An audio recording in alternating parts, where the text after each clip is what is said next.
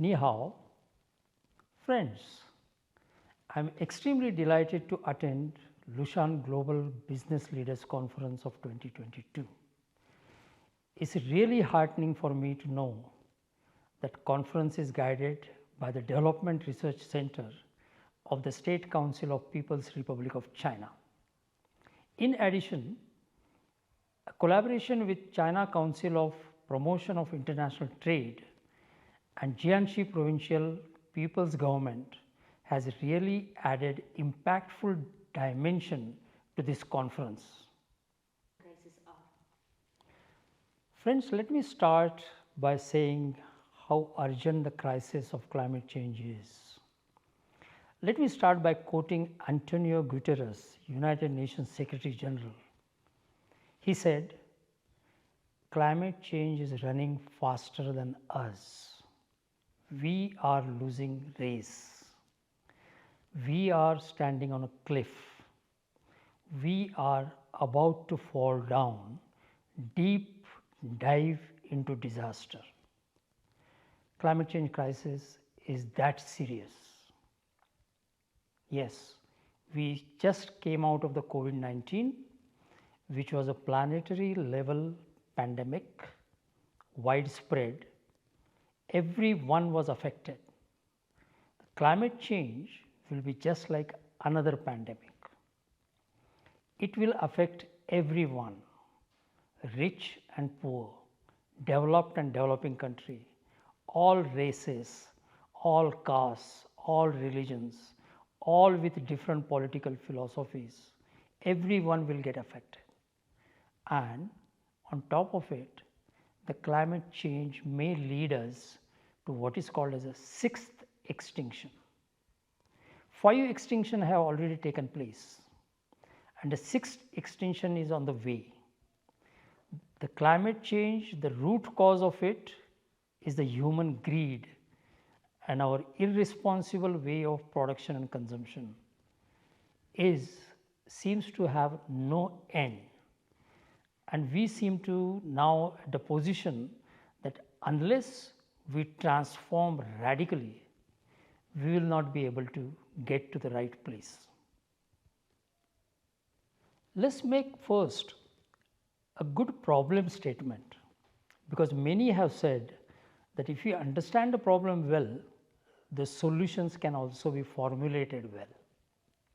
What is a problem statement? Problem statement is there is a global warming and Earth's temperature is rising mainly because of the cover of greenhouse gases around the Earth. That is a problem statement. We are at a stage that because we have not taken action for decades and we are just being complacent about it, the crisis has come to the place where it looks like it is uncontrollable. So, the problem statement is clear. So, the solution also gets clear that if the problem statement is a greenhouse gases which are raising the temperature of Earth, then we have to reduce the greenhouse gas consumption, emission and its production. If that is the solution, then now we have to start formulating what are the ways and approaches to do that. It looks to be formidable, but it's not impossible. Humans have the capacity. The humanity has proven again and again that we are capable of taking shocks. We took the shock of COVID-19. We took the shock of the pandemic, and there are certain approaches that we quickly formulated. We didn't have much time. Climate change, we have taken enough time, and now we must do that faster. So, one of the solutions, the path to the climate change crisis is to reduce the greenhouse gas emissions and ultimately get to zero. We must remember that the greenhouse gas emissions are of 2 main classified sources. One is the natural. The nature also emits carbon dioxide and other greenhouse gases like nitrous oxide, methane. But we are talking about, when we talk about zeroing or reducing, we are talking about a human induced greenhouse gases, the human induced carbon dioxide. And when we reduce it, then we have to start approaching our goal of net zero. So, let us say net zero. Net zero is reduce the emission as far as possible, and remaining emissions can be absorbed in what is called as a carbon sink. For example, trees, the forests, the oceans and the water bodies. So, we are very clear the path is laid down, and we need to have an individual will to start walking on that path. Zero, another political hype. Well, right from 1970s and particularly after 1980s, there have been a lot of political statements, slogans, declarations, pledges about reducing the greenhouse gases, particularly carbon dioxide. But those have remained the talk. Nobody has started walking the talk. Nobody has started setting out to reach our goal, and we only been giving speeches. We have been giving pledges, but we are not performing, and I think that needs to be changed. It looks that if you follow just speeches, talks and the declarations, net zero is impossible. But let me add the hopes into it. We know the solutions, we know the technologies, we know that these technologies exist, and we know that technologies can be deployed, and hence the net zero is achievable. It is not impossible. If we leave our practice of just talking and relaxing back, then it is impossible. But as we did in COVID-19, we started acting. We did not know the source exactly, where exactly COVID-19 virus has come, the coronavirus has come, but we knew the way to go ahead with it.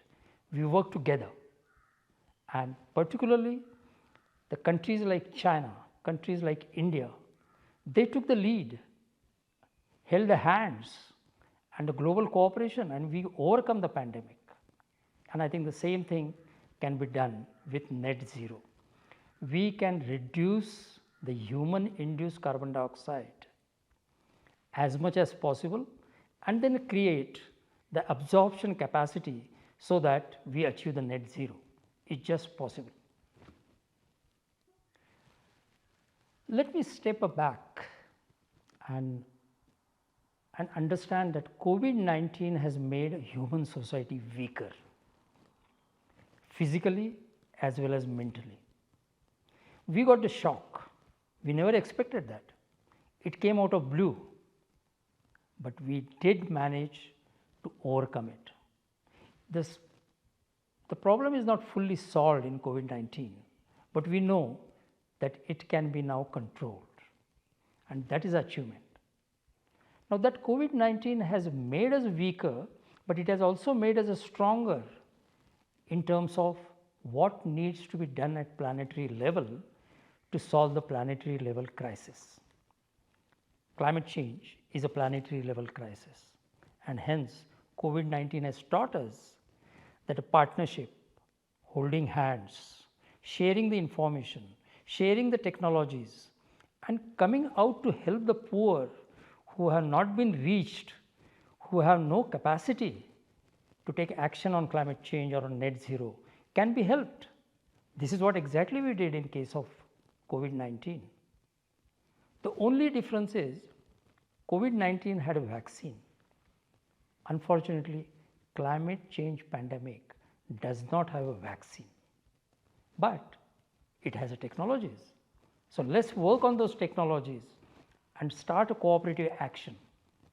We have seen President Xi, Prime Minister Modi taking the lead in this global cooperation movement. So many countries have been provided with a vaccine, in number of cases free of cost. They did not neglect their own people, but they did not neglect the other people as well. And the same thing needs to be done in case of climate change and achieving the net zero. Net zero concept as such seems to be the ultimate solutions to the climate change. As per Intergovernmental Panel on Climate Change, on which I was a coordinating lead author in 2007, and that, as probably all of you know, has won the Nobel Peace Prize, has established a fact that climate change, a planetary crisis, if it is solved, the global peace can be maintained. That was the message that was given by the Nobel Committee. But there are downsides of net zero, and let me explain that. In a very short sentence, net zero concept is don't stop emission, but create a sink so that it is absorbed, so that it does not go into the atmosphere. Now, that kind of a solution and feeling gives a complacency. That means continue the emission, but create more sink. Well, it sounds good, but it is not practical to keep on creating a sink. For example, there is no unlimited space on this earth for afforestation, for the tree plantation. We require some space and probably increasing space for the food production. So, we cannot have forest everywhere. You cannot have forest in our house. We cannot have a forest around us all the time. We need buildings to live. We need food and agriculture so that we are safe in terms of our food security. And there are a number of things which are required which will limit what is called as a carbon absorption spaces. And hence, that particular complacency we should eliminate. That is the downside of net zero. Net zero must mean that reduce the emission to the maximum extent possible. And probably there should be third body to see that the country or the individual business or individual region or entity have really reduced to the maximum extent. There should be inspector doing that. Otherwise, the downside of net zero is people will try to find a way saying that we are absorbing, we are not emitting the emission, but that should not be the attitude. And that downside of net zero should be eliminated in all its kinds. Climate change. Many people think that net zero is a burden. They think that reducing carbon dioxide has an economic cost. Many people think that it will give rise to sufferings, that you suddenly stop using the fossil fuel. What would happen to it? And people should understand that if you start, for example, the fossil fuel in a transport or in other uses as far as possible, you start getting immediate health benefit. And health benefit is nothing but economic benefit. Today, 7 million people die due to the outdoor and indoor pollution. Imagine the cost of it. Imagine the cost of health infrastructure. We started talking about health infrastructure only at the time of COVID-19, and we tried to strengthen it. We should have strengthened the health infrastructure long time back, since when we started using fossil fuel, because that gave rise to the air pollution, which is one of the another pandemic which is at present going on all around the earth, but it is invisible. So, saving due to the health arising out of the air pollution is the benefit of net zero. There are many other benefits. The net zero starts by enhancing the energy efficiency. Enhancing the energy efficiency means saving the cost. If today I use 50 units to do certain jobs and tomorrow I start using 30 or 25, I pay less. So, net zero means paying less. So, the economic cost, invisible cost like health cost, and also there is one more benefit of net zero, and that is that you are stopping the encroachment and the war against nature. Extracting fossil fuel from the earth, it is gone forever. The coal which we mine has taken millions of years to form, and that we are utilizing just by burning it. So, we are making a peace with nature. That is another advantage of net zero. Peace with nature instead of war on nature is the greatest advantage of net zero. We know the now goal. We know the goal is a net zero. How to go there?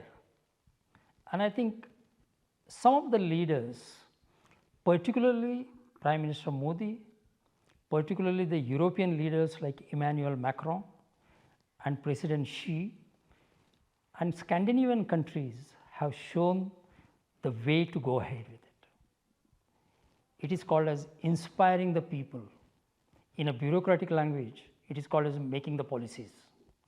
Make the policies in such a way that they incentivize the journey towards the net zero. That could include giving the incentives for utilizing the solar energy, giving the incentives for energy efficiency. And in India and China, the energy efficiencies are increasing in a most steep way. We have not seen it this before. And as we start using this renewable energy, we also start reducing its cost. Solar energy is 80% cheaper today than what it was in 2010, just about a decade back. And that is because the widespread use of that technology. So, the technology spread is faster, the cost also reduces faster. So, the approach is that the leaders inspire, leaders incentivize. So, that is a political will, and that has been shown adequately. The another approach is collaborate, share the knowledge to accelerate the process. The two giants like India and China can join the hands together for the benefit of society and benefit of the people. If they do the things right, the others will follow. Today we are seeing a very unfortunate scenario that because of the droughts in Europe and in USA, there has been a problem about energy production. And many of the leaders are thinking of restarting the closed coal plants, which is extremely unfortunate. That is going back on your promises. And I think the key thing would be that don't go back on your promises, but continue to enhance the renewable energy sources. The speed with which India is enhancing the solar energy is unprecedented. We just started with 100 gigawatt. We already achieved more than 200 gigawatt, and now we want to achieve 500 gigawatt. And the same thing with China. China wants to achieve wind energy, one of the wind energy leader in the world. And this is the spirit that has to prevail, and not going back and take a step back to restart your coal plant. Because today we are in such a situation that coal plants working also requires water for cooling the reactors. Nuclear plants, they require water to cool the plants, and there is no water. So, I think going back onto the old technology has its own dangers, own dilemmas, and this is what need to be done. There is another approach. What I talked just now is a top-down approach, starting with the president and prime ministers to going down to the society. There is another approach which is called as a bottom-up approach. Start with individuals, start with home. In English, there is a saying that charity starts from home. For me, the net zero starts from your houses, start from your own. And hence, my organization, Green TERRE Foundation, has started a program called as a Smart Campus Cloud Network. In a simple language, it means carry out a net zero in a university campus. Much easier because it has a campus has a boundary. The carbon sink may not have a boundary, you can plant a trees around, but energy efficiency and renewable energy, you can do that in a campus and make your campus net zero. That movement is spreading fast. Today nearly 500 universities are attempting that, and many of them have not just taken pledge, but initiated action. So, we require two things: bottom up, top down, and the horizontal cooperation, holding the hands and the partnership. That is the only way. We did that in COVID-19, and now we have to do it again in climate change. Let us look at the journey towards the net zero. One of the important factors in net zero is of course the energy efficiency, but also the renewable energy. When we talk about renewable energy, the business normally talks about solar energy, wind energy, energy produced from biomass, and hydraulic energy, nuclear energy also. But let me tell you, there is enough study has been done, enough research has been done, and Intergovernmental Panel on Climate Change IPCC has gone on the record that each of these technologies, the renewable energy technologies, have a darker side. Solar energy, for example, solar panels have the life of 20 years, 25 years maximum. What do we do with those panels? Wind energy, if you have the windmills all around, what happens to the migrating birds which migrate every year? Just like human beings have annual cycle of his festivals and his annual cycle of their own life, the birds also have their cycle. So, those windmills are going to obstruct their cycle. Take for example nuclear energy. Nuclear energy requires a tremendous amount of water. Every nuclear plant is either on the seashore or on the river side, and the water which is used for cooling the nuclear reactors, they come back into the ocean or in the river, and their temperature rises. Where rising the temperature of the water body has a serious consequences on the life in the ocean, the life in the river. Fish stocks start reducing, and on top of it, there is no water. The water doesn't exist because of the climate change. So, every renewable energy source has a problem. We have to continue our research to find that renewable energy which doesn't have the downside or the darker side. Example is hydrogen energy.